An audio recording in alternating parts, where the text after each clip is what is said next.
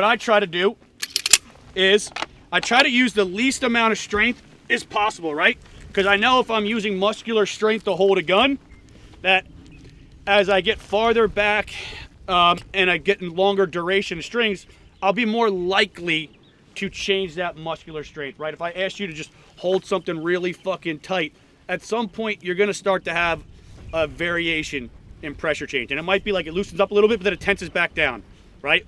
Well, if I'm shooting throughout that process the whole time, that makes the gun behave differently, right? If that gun behaves differently and I'm trying to shoot in a predictable manner, does that facilitate me to be able to do that? No, because the gun's behaving. I can't predict something if I don't have the same dot tracking pattern, right? It's not predictable anymore.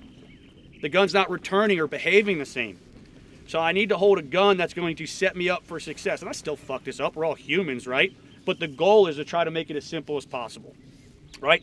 So with the amount of pressure that I put in my firing hand, the way I conceptualize this is I hold it like a can of Coke, right? Can of Pepsi, whatever, like you crack it open. If I squeeze it too tight, it'll crush the can, it'll overflow, right? But I also want to drink it because I'm thirsty, so I don't want to spill it. I don't want it to fall out of my hand. So I need to hold it just enough to keep the can in my hand, but not overflow it and fucking break the can. That's how much pressure I conceptualize in my head that I'm holding with this hand.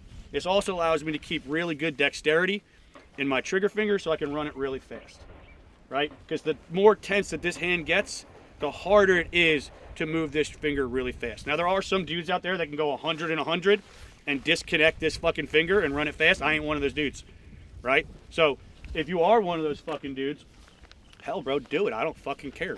But for me, I can't do that. And I'm not one of those dudes where you see them on the internet, they're like, disconnect and do, like, I move all the fingers, bro, right? So I just try to keep it relaxed.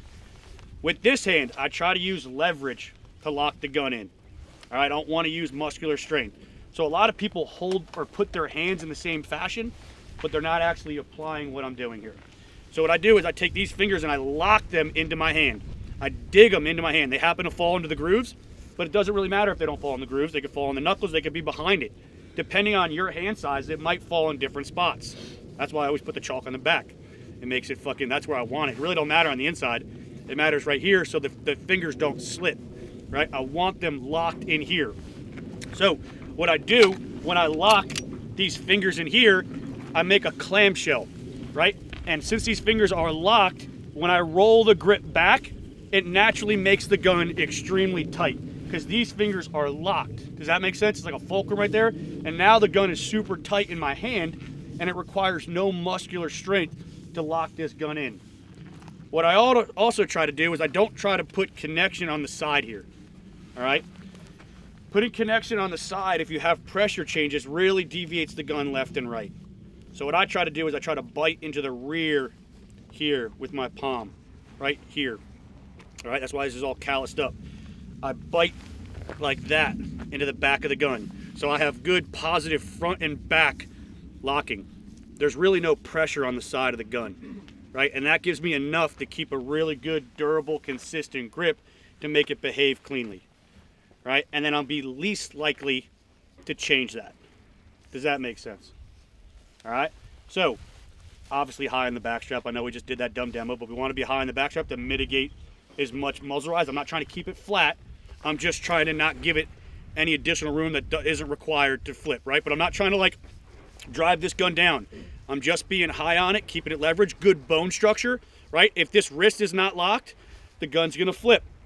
So I need to keep this wrist locked, but not pushing into the gun, right? So I see a lot of you guys are like flexing your wrist while you're shooting, right? That's changing the structure. That's changing the behavior of the gun.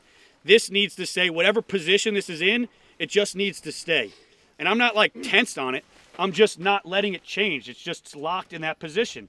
Now, depending on the gun and the grip angle you're shooting, that might look different. Right? It might not be as neutral. That's why I like PDPs. They have a neutral grip angle, right? It allows your hands to be very relaxed and very neutral, and it's pretty easy to lock the gun, right? Same thing with this hand. I'm not trying to cant my hand or anything like that, right? That's hyperextending that. I feel like that makes it harder for me to hold. Yes, it puts a little more leverage on it if you want to use strength, but what that does is it splits the back of the gun, right? What I find And one of the physical cues that I do when I draw a gun that lets me know I have my grip is that when I draw this gun, when I come into here and I feel that pressure in the back of my hands right here, and that feels tight, that lets me know this gun is ready to rock, right? If I don't get it, I'm still gonna have to shoot, right? But I'm just gonna be a little bit more conscious, and I'm gonna take a little bit more bandwidth and put it onto my grip of being like, don't change that, idiot. Like, this is not good.